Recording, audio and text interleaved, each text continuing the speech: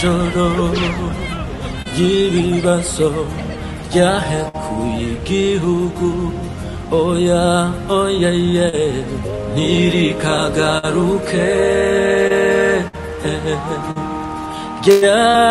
joro ry'ibibazo ryahekuye igihugu oya oya ye ntirikagaruke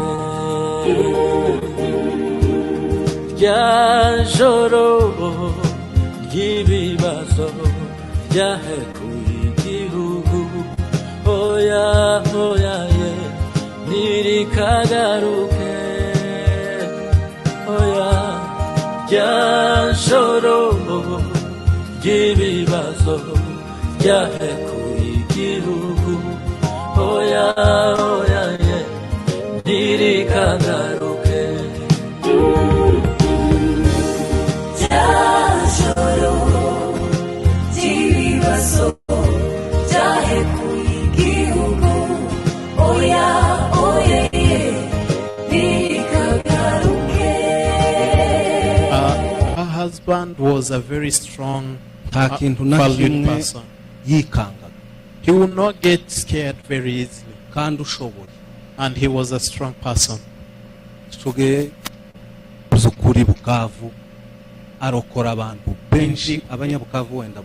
Bukavu, and maybe the survivors who are here, they know he pretty much defended so many and he fought for himself as well.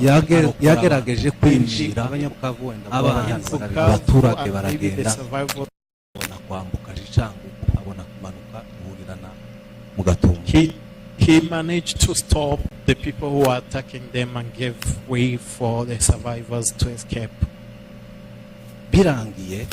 After the incident from Bukavu,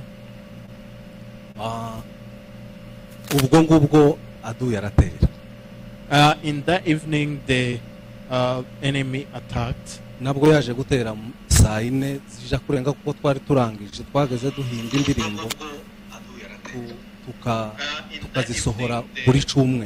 That was around 10 p.m. and we usually gather to write songs so that we could release every week.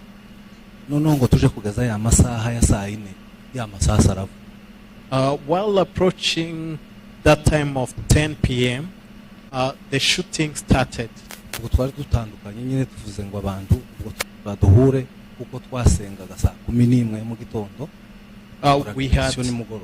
We had disparted and people going in their homes and saying we come back in the morning.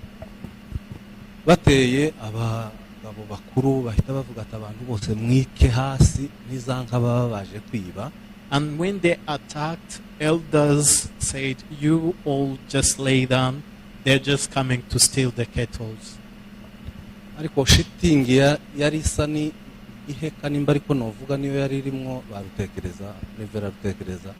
But the tent at the entry level was occupied by some people.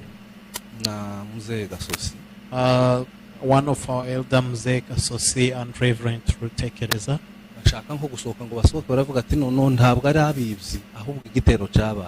They had a look and said, these are not normal thieves, but we've been attacked.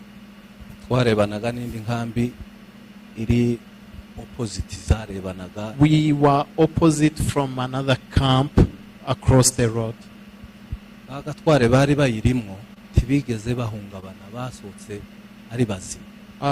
The fellows from the other camp, they were not disturbed, they left peacefully.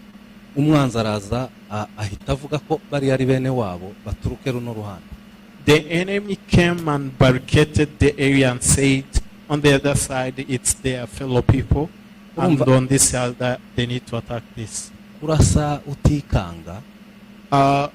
Firing firearms with not being scared, you can tell how it does feel.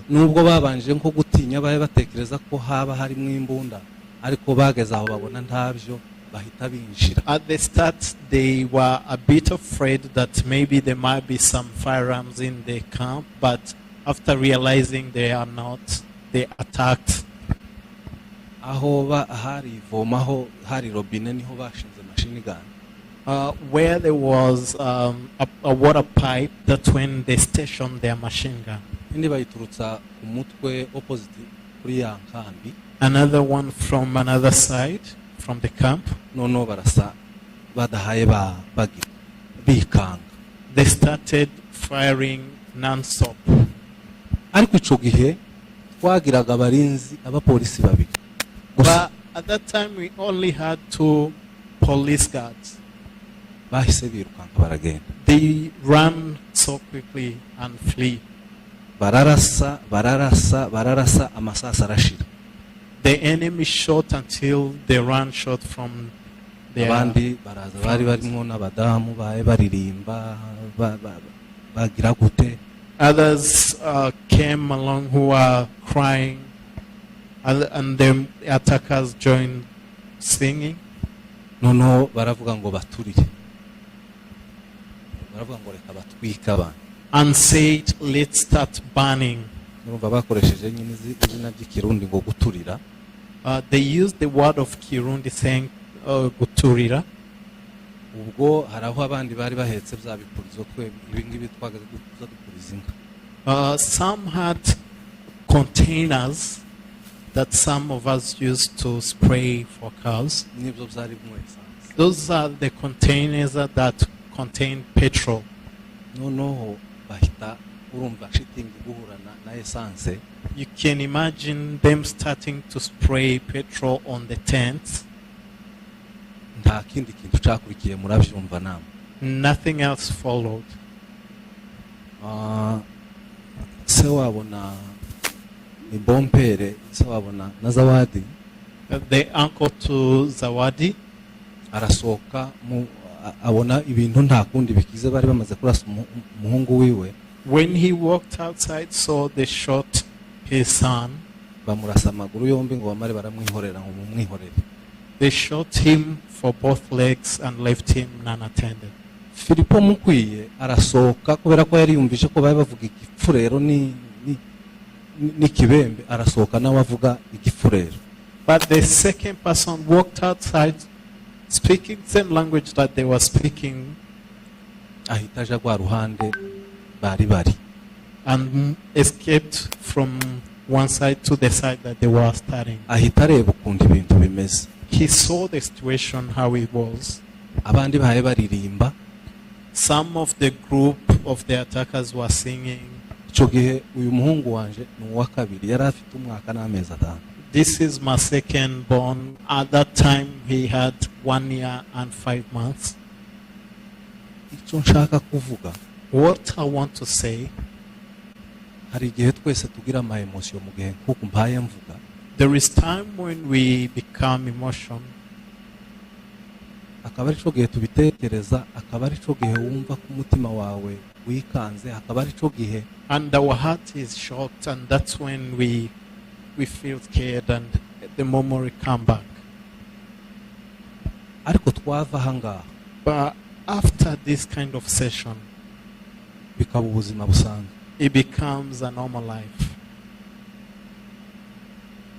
Titubiha agaciro, and we end up not giving the value abahasize ubuzima bangana n'uyu, that those who left their lives like this, who same age as this young man. Ubitekereze nawe. Just bring the picture in your mind. Abari bahari bari bafite vision ndende.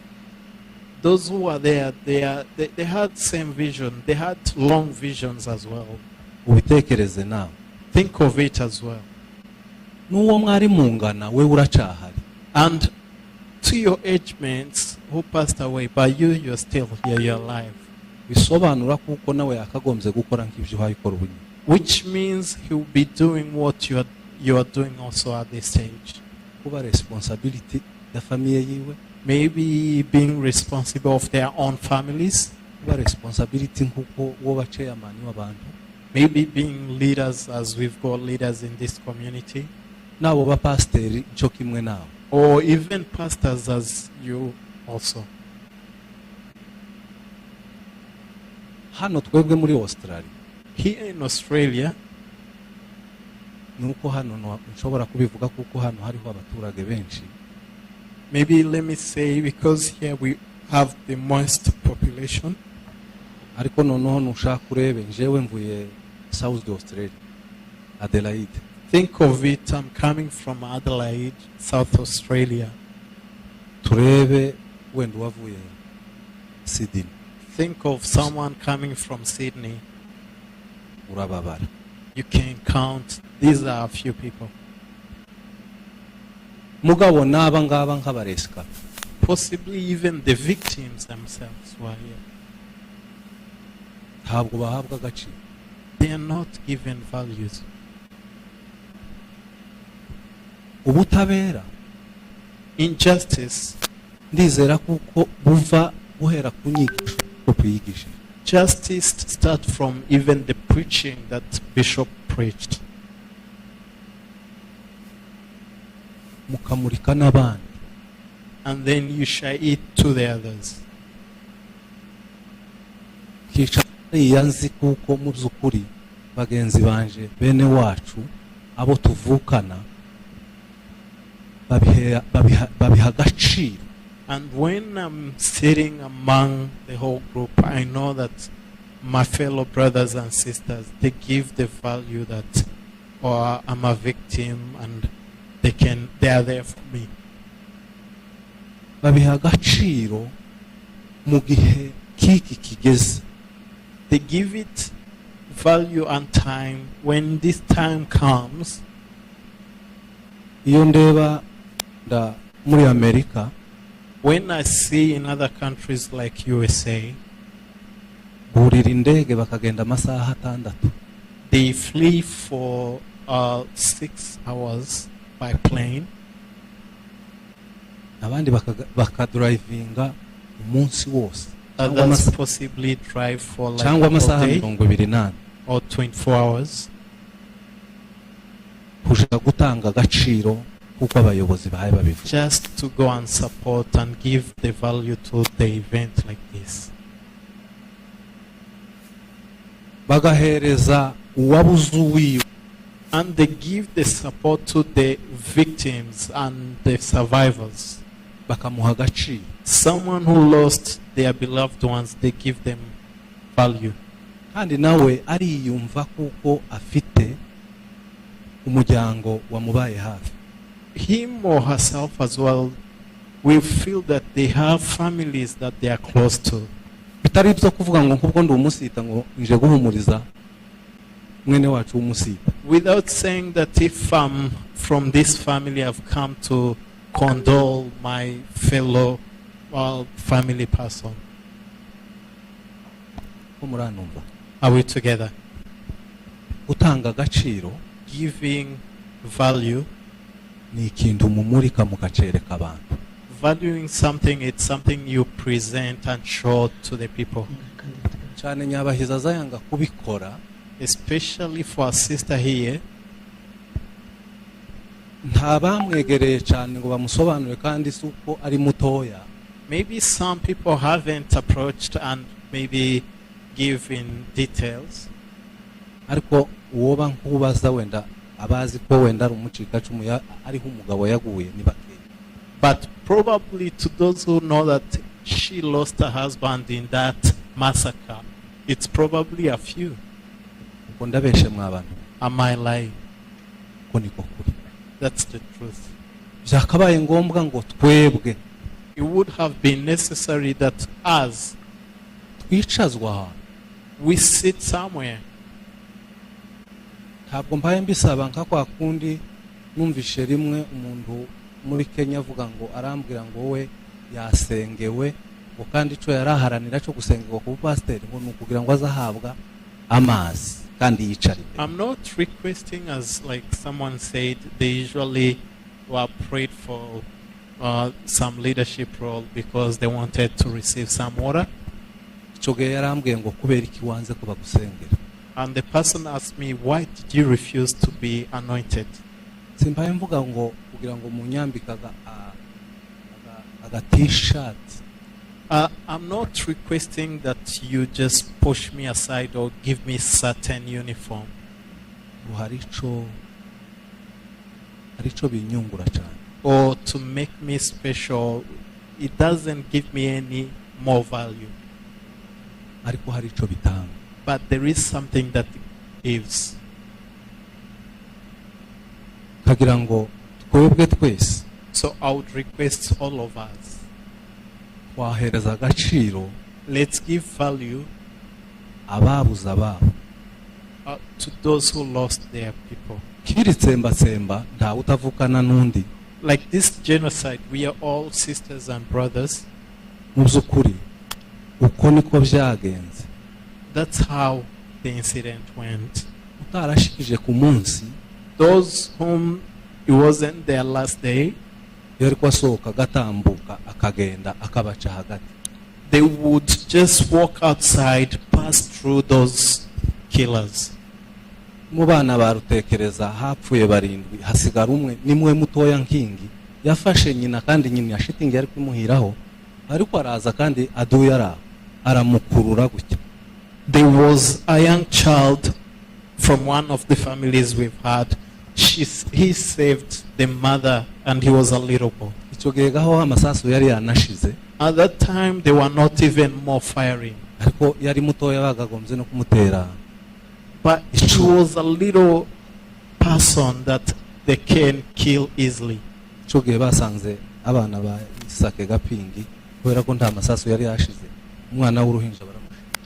Similar to same age, but there are some little kids whom were being killed gitoya cyane after the firing. baramushinja. They slaughtered the child.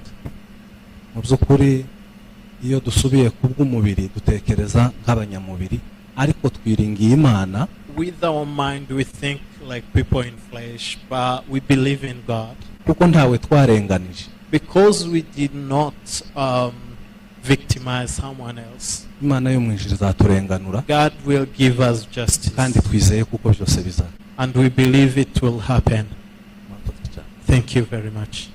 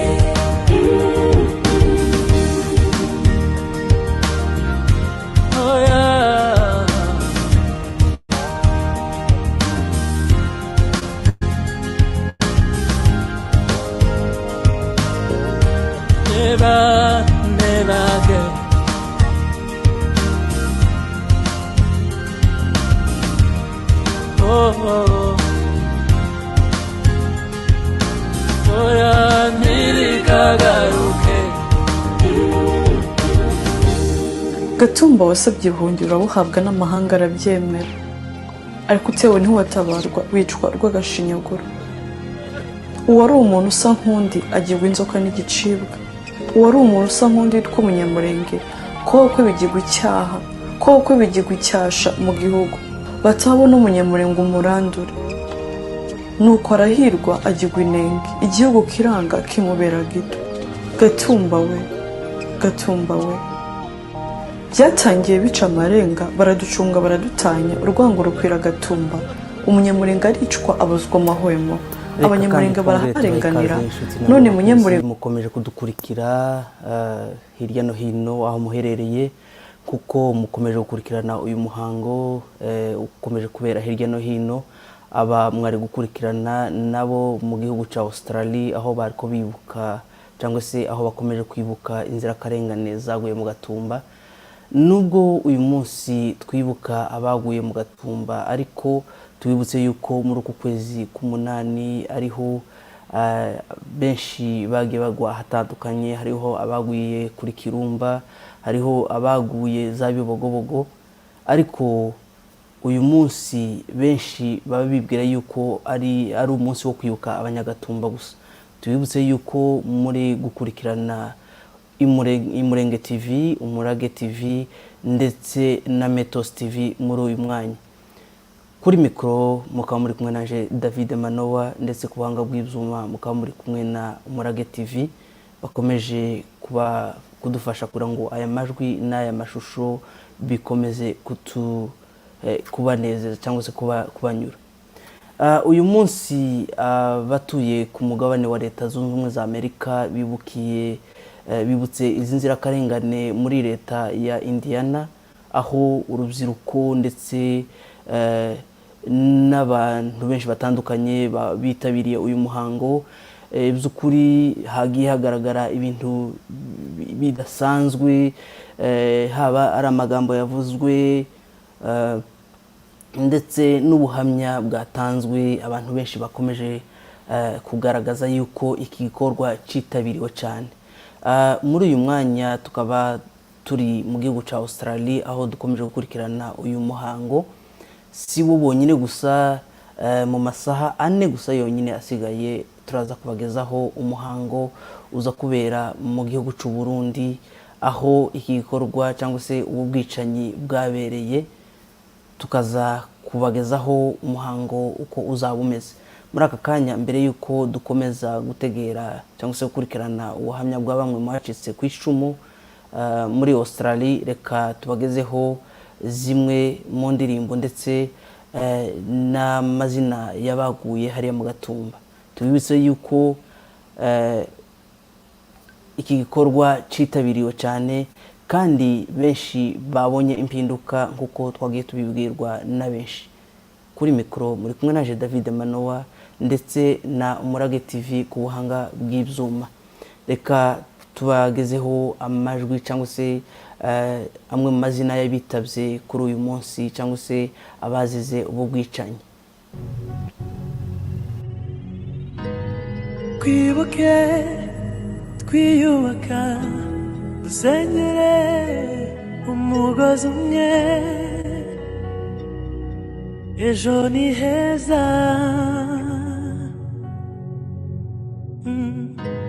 Dufatane mu biganza, dukorere hamwe, ejo ni heza.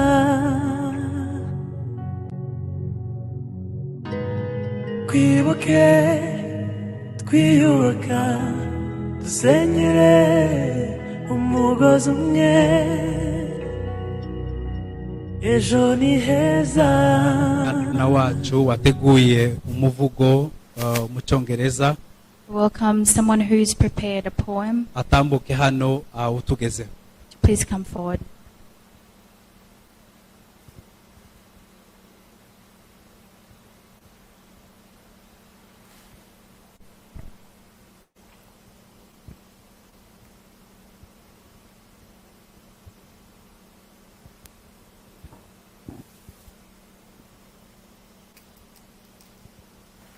Karibu. Welcome.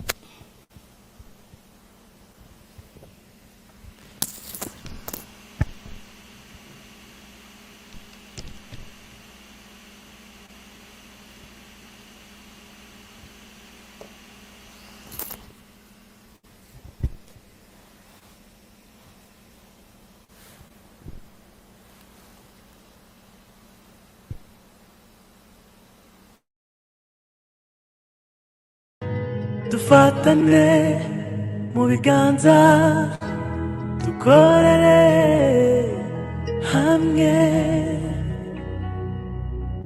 ejo ni heza.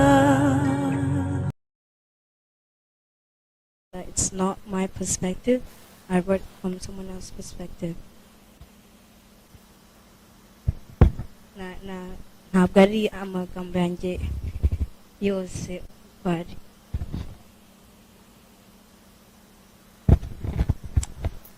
a day like this carries deep sorrow. A day like this evokes an invited trauma. A day fraught with uncertainties, and a night that turned my life into one long night 7 times sealed. A day that carried a ray of hope when all I saw was darkness. On a day like this, I like to say, take heart, we're in this together. On a day like this, 13th of May, 2004, a day where darkness and hatred prevailed. Under a lonely sky, the bodies of people I knew turned into smoke. What a horrendous atrocities against innocent lives. Dancing in celebration of their accomplished massacre, as mothers, children, family, fathers were all reduced to ashes and returned to the Creator. I know in my heart that you are guiltless, and any daughter is not one of mine. I'm certain that the sun will rise at dawn. I carry hope that justice will be served, a dream, one that seems far to reach, because even today our neighbors are still abhorrent. Still, injustices befriend our people. Why haven't innocent deaths stopped as a wake-up call? We question. Never again, the word has declared, yet death toll mounts with each new day. Our heart aches with heaviness and in pieces. The mind is unable to grasp how the world stands and watches as cruelty persists. Where has our human spirit gone? When is enough truly enough? To bring an end to injustice against our own, executed solely for their identity. Memories of how you were slaughtered, burned, and tortured remain vivid. Remembering is a pledge we hold. Your legacy will endure. We'll keep praising your bravery. Peaceful as we remember, we'll cherish you forever. We shall honor your life by striving for justice. To forget is to sin. To those standing with us, your voice is what we ask. Let's put an end to these horrors. Let's sing never again, and really mean never again. Broken hearts never remain bound. From head to toe, scars bleed. Day and night, the wounds ache, but let's live to help each other.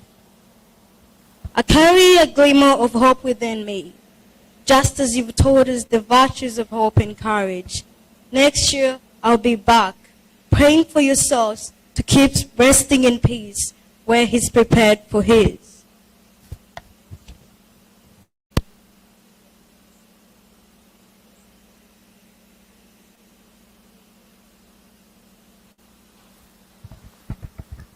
We know without a doubt that one day we shall reunite. I ask you all to find solace in heart and in prayers. Let us all join forces in pursuit of harmony and peace, for togetherness is oneness. Despite the heaviness of it all, let's seize the day and every opportunity. Let's carry on the legacy of our own. For the light we burn lights the entire world. Our existence is courage in times like these. Peace to us all. arakoze cyane umwana wacu. Thank you so much for that poem. Hanyuma twari twatumiye umushyitsi w'uyu munsi uri butuganirire. We also have a guest of this day. Yitwa Dr. Ndahinda Felix. He's called Dr. Felix. Atuye i Burayi. He lives in the UK. N'umwe mu banyamategeko bakurikirana urubanza rw'abantu bacu biciwe mu Gatumba. Is one of the people that are following up. Byari biteganyije ko ari butuganirire live hano tukanamubaza n'ibibazo bitandukanye dushobora kuba dufite urubanza rw'abacu biciwe. We planned for him to be live. Ariko ibyuma byadutengushe because of technology. Ntabwo bizakunze ko dukora mu buryo buri live. It's not going to be possible for him to be available. Yadukoreye video niyo tugiye gushiraho ubu nyine. So he's given us a recorded video tubashe gukurikirana atubwire amakuru ku bijanye n'izo gahunda so that he can give us an update on what's going on. byumvikane rero ko umwanya wo kubaza ibibazo utakibonetse kubera ko hazaba hari mu buryo nyine of course the effect will not be the same, and because of that we won't be able to ask live questions, ariko aradukurikirana kuri YouTube nk'abandi bose, but he's following us on YouTube like the others. turamwakiriye kandi turamushimira ku mwanya yari yaduhaye. Welcome him and we thank him for the time. reka dusabe abari ku buhanga bw'ivyuma babashe as the name suggests, in Gatumba, at the border between Burundi and the Congo, but on the Burundian side, in the night of 13 to 14 August 2004,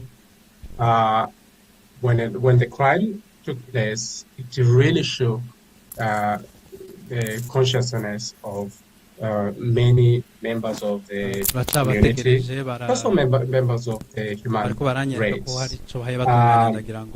When the crime took place, I remember still waiting for them to already an get academic ready at the time that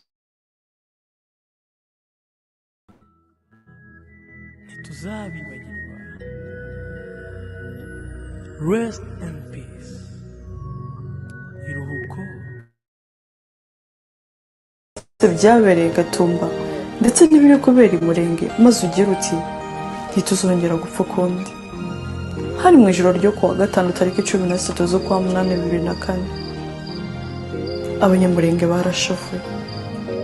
Iyo nteruye inganzo intimba ubwiranganza, kuko ryari ijoro ry'icamugongo, ijoro ry'imiborogo, ijoro ry'amaraso, ijoro ry'urupfu, ijoro ry'amarira, ijoro ryo strength. abicana buriya nibo baba barapfuye mbere mu mitima, kuko umuntu muzima ntashobora kwica undi muntu. Those that are killing are the ones that are dead on the inside, because someone who's alive wouldn't kill another person. dushima n'Imana aho igejeje abacikacumu bo mu Gatumba uyu munsi barimo abantu bakomeye cyane, icyizere gikomeye cyane. And we also thank God for helping the survivors of Gatumba to continue with their life. ijambo ry'Imana rivuga ngo tuboneka nkaho turi abanyentege ariko turakomeye cyane. Even the word of God says that it looks like we're weak, but we're actually really strong. dusa nk'abagiye gupfa ariko turiho. We look like we're about to die, but we're still alive. ndumva naje no babwira ngo abanyamurenge barakomeye gusumba indi myaka yose yabayeho uyu munsi. I also continue to tell you that we're stronger now than ever nubwo before. muboni wacu hasenye kuriya, ariko ko turareba izasenyutse, ariko turebye imbaraga nanone dufite ku rundi ruhande ntazo twigeze tugira kuva abanyamurenge babaho. We can look at what's happening back home and see that everything is destroyed, but we can also see the strength that we have in different places. urebye témoignage y'abantu barokotse mu Gatumba, If you see those that have the survivors, barimo abantu bahaye bakora ibintu bikomeye cyane kandi bazageza ubwoko ku bintu bikomeye cyane. we can see that they have a bright future. abahaye bica none bari bakwiye kubimenya kuko umugambi wabo utazagera. And for the enemy, they should know that we'll continue to fight and go forward. So let's continue with the video. Thank you. The attack went from the DRC, and it was notable that the attackers were not only Burundians, but also good morning, everyone. Languages such as Kifulin and so on. Queensland, Australia. They were Congolese. My name is Dr. Felix Ndahida. Finish them and it is a very great honor and pleasure to be with you today. The crime was documented, as and there were promises. Our community and the friends of our community mark this another anniversary of the Gatumba massacre. Of the genocidal nature that we know that claim it was not out of more than 160 plus lives of members of our community. Many of you probably have been part of campaigns.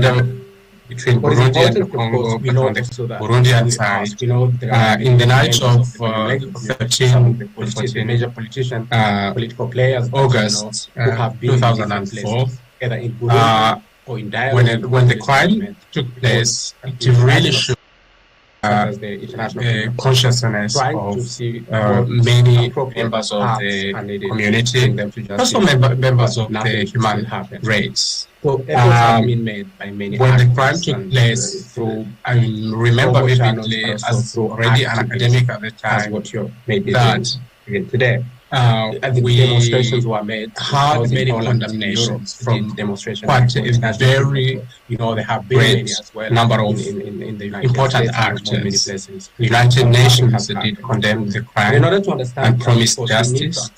African Union did the same. Burundi, nearly every single country of the region, Congo is in the Great Lakes region, did condemn the crime in both contexts, and all important major players of the world, in the United States, France, the United Kingdom, the Netherlands, where I reside, all issued individual statements, but also on behalf of such organizations as the European Union, all condemning the massacres. But very importantly, in the language they used, they also promised that all must be done to bring the perpetrators of that crime to justice. So there was a promise of justice already at that very beginning of the crime. But major actors went even a step further. The United Nations at the time commissioned an investigation into the crime. At the time, in a historical context, Burundi was still within the process of peace process. We still had a peacekeeping force in Burundi, and at the time you had also a peacekeeping force in Congo. One was ONU in Burundi, and Congo current MONUSCO was called ONUC. And not ONUC, but MONUC rather. ONUC is a force which was in the 60s and MISPO. So MONUC and ONU and the Human Rights Office of the UN did commission a report which still exists today, which was issued the same year, which clearly determined that the crime was directed against members of the Banyamulenge community. It documented hate speech that accompanied the killings, but also documented the actors that did participate in the crime. Those actors included of course, Burundian rebels of FNL, but also documenting the languages that were used during the attack, something of course a lot of survivors know very well. They noted that also that the attack went from the DRC, and it was notable that the attackers were not only Burundians, but also they spoke Congolese languages such as Kifulero and so on, and therefore they were Congolese participants. And they used language like we will finish them off those duties. So they were the crime was documented, and there were promises of justice, as I just said. But then what happened? We are many years later, and nothing happened in terms of delivering on those promises. We know that it was not out of lack of try, because many initiatives have been tried in order to bring the perpetrators to justice. Many of you probably have been part of campaigns that try to bring the perpetrators to justice. Few of us have been, I'm based in the Netherlands. We have done many actions to try to bring perpetrators to justice. Already in 2004, for example, a number of us actors in Europe organized events of commemoration where we invited important actors such as the International Criminal Court, and they participated and they became aware of the crime, and promises were made but still have not been kept. What is important, of course, we know also that not only us, we know there are many members of the Banyamulenge community, some of the major political players that you know, who have been in different places, either in Burundi or in dialogue with the Congolese government or at international scene, such as the International Criminal Court, trying to see what appropriate acts are needed to bring them to justice, but nothing still happened. So efforts have been made by many actors, and through formal channels, but also through activism, as what you may be doing even today. The demonstrations were made. Those in Holland, in Europe, did demonstration before International Criminal Court. You know, there have been many as well in the United States and among many places, but nothing has happened. But in order to understand that, of course, you need to understand the context of impunity in the region. Burundi is a place where many crimes have been committed. Congo is a place where many crimes have committed over the years in both contexts. And efforts to bring perpetrators of crimes to justice in those countries most of the time have failed. So we haven't had a major criminal tribunal as we did in Rwanda, for example, or even domestic processes as we did in Rwanda, for example, to try people who commit for those crimes. Instead, in the case of DRC, there have been few prosecutions, most of the time out of international campaigns to bring perpetrators to justice, but nothing consistent, nothing major. And the massacre of Gatumba, of our brothers and sisters, tend then in that sense to fit under that pattern of impunity. So impunity has been the rule. But what was possible probably is the question as well you may be asking. Well, initially, of course, in legal terms, crimes are tried where they take place. So the initial place that prosecution should have taken place was Burundi. So as I just said, the pattern is that that doesn't happen, and there is little hope that it will happen, that people such as Gatumba, who is an active politician in Burundi today, and member of parliament, the last time I checked, will be prosecuted, or Pastor Habimana, among many others, who clearly on TV did acknowledge their participation in the crime. I doubt whether there will be prosecution in Burundi. The other thing, of course, the country home to the victims should have initiated actions through cooperation, through pressure, in order to have people tried, either domestically or extradited to Congo this time. This is what I'm talking about. But of course, we know what has been going on in Congo. We know from many other crimes as well, and especially this, however atrocious it is, we know that Congo has never had an interest in pursuing this, but also has never tried to pursue that. So that path also seems limited. So a number of our actions, therefore, in the past were directed at the International Criminal Court. Now, there has been always a major challenge in that kind of activism. Burundi ratified, in legal terms, ratifying is like when a country signs and become bound by a treaty. So Burundi ratified the statute of the International Criminal Court a few months. It ratified before, but it entered into force a few months after the massacre in Gatumba. So which means in very strict technical terms that crime is not covered by the mandate of the International Criminal Court for Burundi. But in technical legal terms as well, when Burundi is willing to have people tried, there was a possibility of extending that mandate if Burundi wanted. But of course, that political will has been lacking generally. So where does that leave us then? That leads us to really still making sure that people make a lot of noise, people make a lot of advocacy in order for these people to be tried one way or another in Burundi, in the DRC, in any other in the region. There are many mechanisms. I will spare you that, mindful of the time. But also, before these international institutions such as the International Criminal Court, which had been at a given time investigating the situation in Burundi.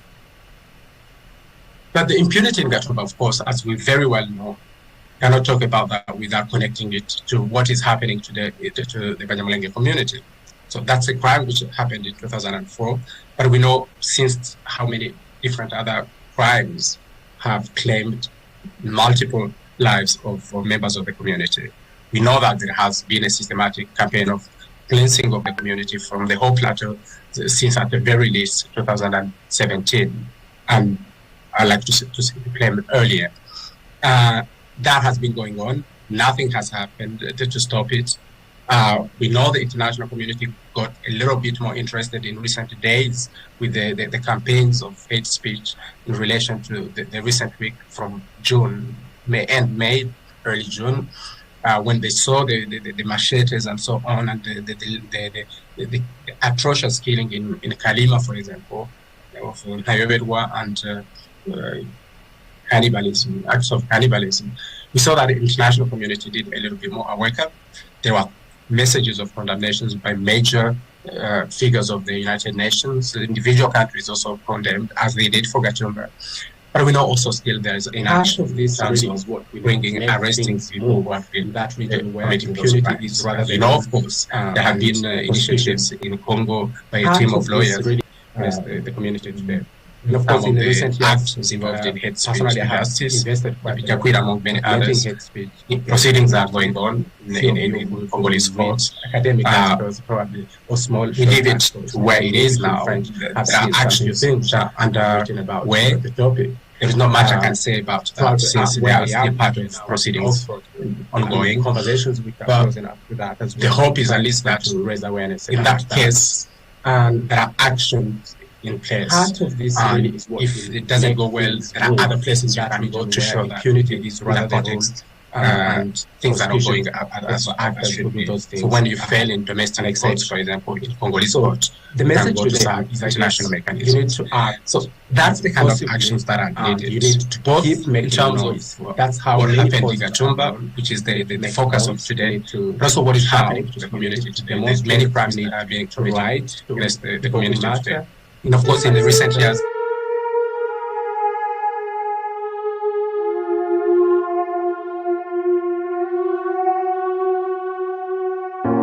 Mana y'iwacu IMURENGE wari he rwego rwari rwiza umunsi ukicirwa mu misozi y'imahanga Gatumba gatumwa kabi wowe wanyoye amaraso y'abacu nuticuza uzapfuko utigeze turasoka umubiri mbega intimba dore ndabyibuka nk'ibyabaye ejo ko kwica utemye utigeze kuvuga ngo nuko uzahavuka ariko hari ku umunyamurenge n'icyaha kibi nicuza ndibuka umunsi Mariya n'imiborogo byiharira urubuga bene wacu beza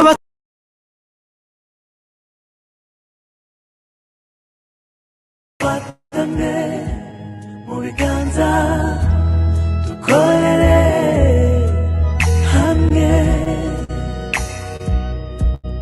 ejo ni heza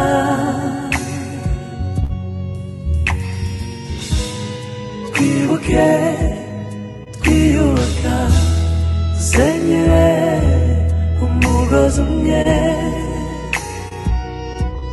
ejo ni heza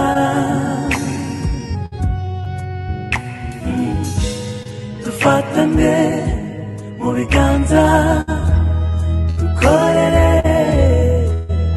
hamwe ejo ni heza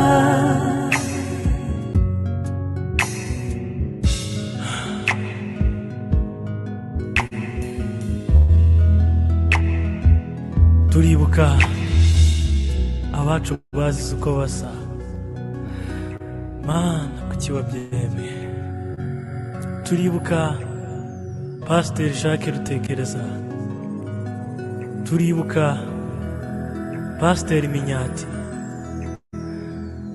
turibuka abapasiteri bacu bose tuzahora tubibuka ntituzabibagirwa oh Mana turibuka umucuranzi Shoni turibuka umucuranzi Gatoni ndetse n'abandi bacuranzi bose ntituzabibagirwa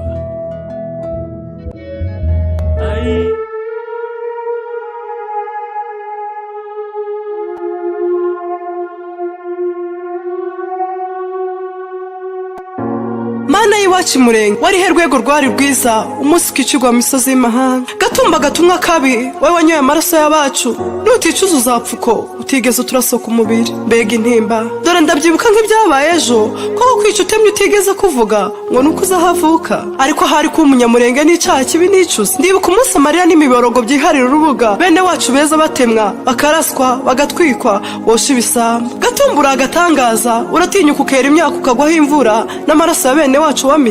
Ndiho nka nyakamwe, nta data nta mama, umuryango nta namba, ari uko navutse ku giti. Ayiwe ndazonzwe intimba iranze, kuko mpungishana iwacu njye mahanga nsuhutse uce nsanganirwe n'urupfu. Inkuru yanjye mu nkambi nkora ahantu bikangira ukundi. Nibutse abacu bahiciwe Gatumba nkuburiye impuhwe, nibuka ya mahema y'icyatsi nakwibuka ko nahaburiye abacu batwiswe amatwi akazi kwishima bikanga. Ese nzira iki Gatumba kubura abanjye simpozwe nibura ngo ndenganurwe. Ariko urwango we Gatumba watuza wagira umbikiye abanjye, useke wigengesereye buri kanama nzanyeza kunamira abanjye.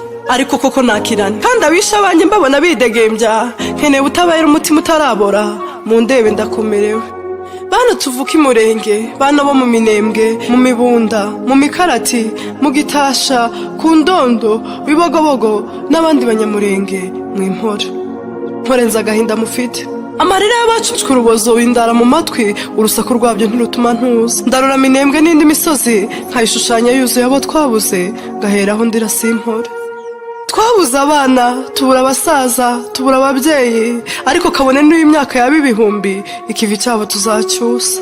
Hora hora igihugu cyatubyaye, ibyabaye Gatumba ntibiteze kongera gutunguka ino, ntawe uzahohoterwa ukundi. Ariko intimba iragwira.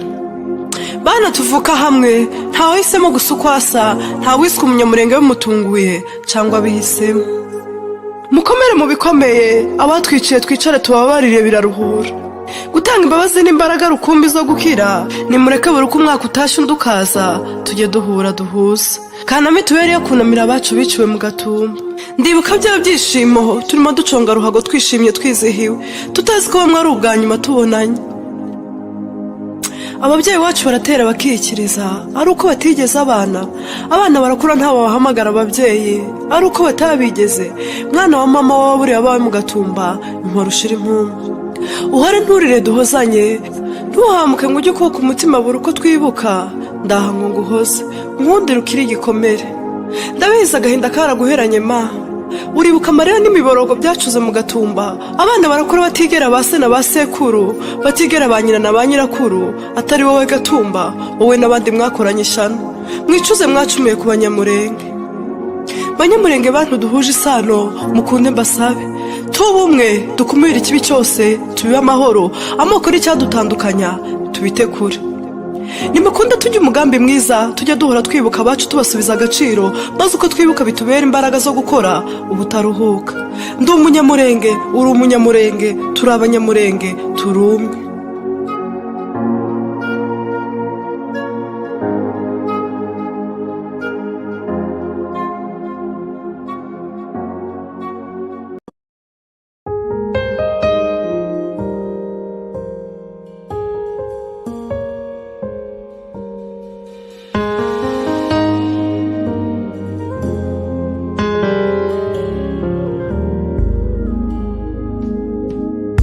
Joro ribi kabacu bapfaga baziruka Imana yabaremye. Mbega agahinda, mbega umubabaro wa joro we, ntituza kwibagirwa.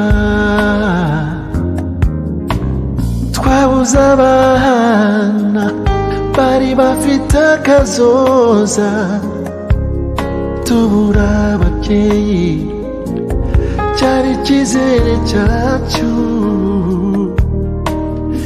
Ariko bya bisigarira byabo nibyo bisigasiye IMURENGE none. We cry for justice for our beloved Banyamurenge. kubera iki twicwa amahanga areba nibaza igicaha aho cyavuye w'amahanga watwirengagize nawe amahanga yirengagiza akarengane dukorerwa mwebwe nimuze tuvire hasi rimwe tuzamura amajwi yacu twamagana ubwo bwicanyi tutazashira duteze amajosi sinzi icyaha Imana yakoze kuturema turabanyamurenge ho bazayibaze ukuntu twaba nk'izirondo aho tugeze hose twicwa tutafite kivugira harageze ko tubona ubutabera natwe ubuzima bwacu bukagira agaciro kubaho tudatotezwa natwe byatubera turi abantu nk'abandi nawe amahanga yirengagiza akarengane dukorerwa twebwe nimuze tuvire hasi rimwe tuzamura amajwi yacu twamagana ubwo bwicanyi tutazashira duteze amajosi nawe amahanga yirengagiza akarengane dukorerwa twebwe nimuze tuvire hasi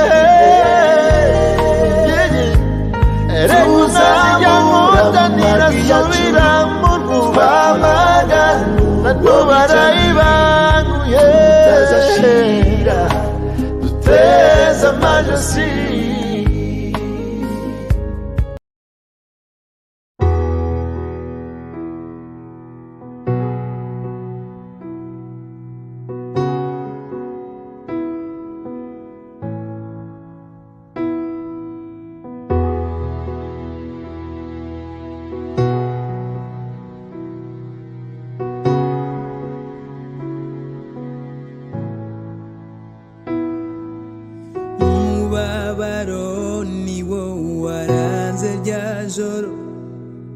amarira niyo yabaye indirimbo ubwo twibazaga yuko tukiri kumwe mudusezera tutiteguye rya joro ryatwaye abacu rya joro ryasenye byose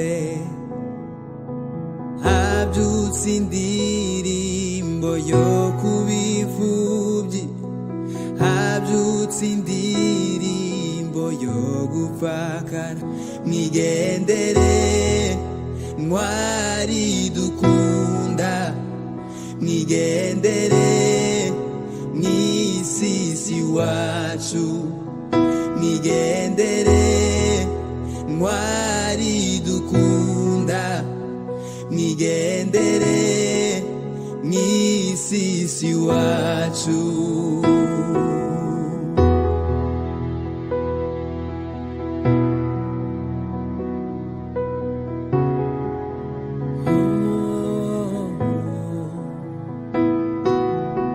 warukundo twagiranaga wa mubano twari dufitanye byambikumbura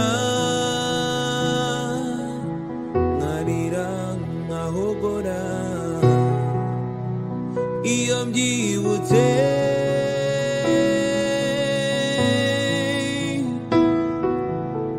amarira agahinda gushavura nibyo byaranze rya joro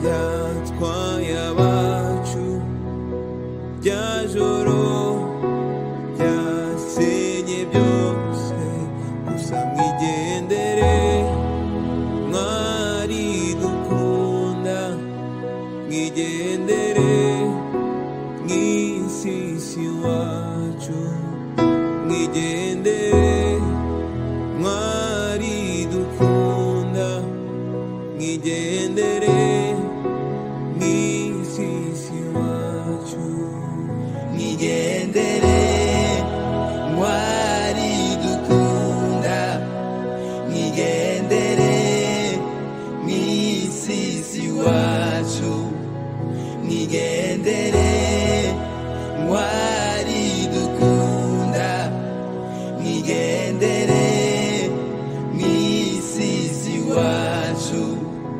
mwigendere mwari dukunda mwigendere mwisisi wacu mwigendere mwari dukunda mwigendere mwisisi wacu mwigendere mwari dukunda mwigendere mwisisi wacu intimba n'agahinda kwatewe n'agatumba intimba n'agahinda kwatewe n'agatumba intimba n'agahinda kwatewe n'agatumba rya joro ry'umubabaro rya joro ry'umuborogo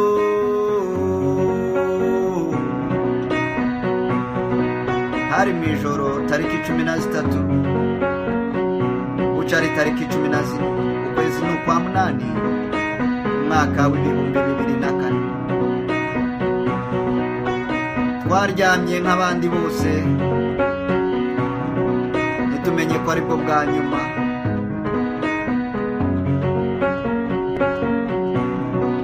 wa muborogo ndawumva ya majwi y'abataka ndayumva ya nkongi y'umuriro ndayibona rwa rusaku rw'amafirimbi amasasu n'umuriro Gatumba we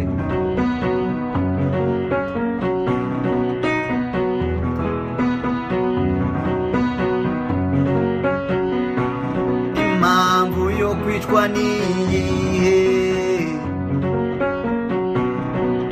impamvu yo kwicwa nimwe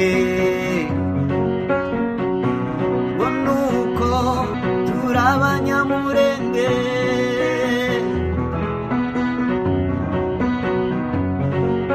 turabatutsi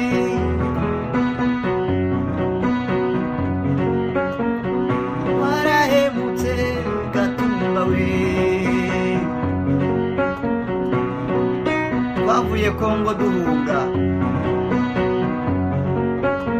bibwiraga ko mu Burundi tuhaboneye amahoro na cyane ko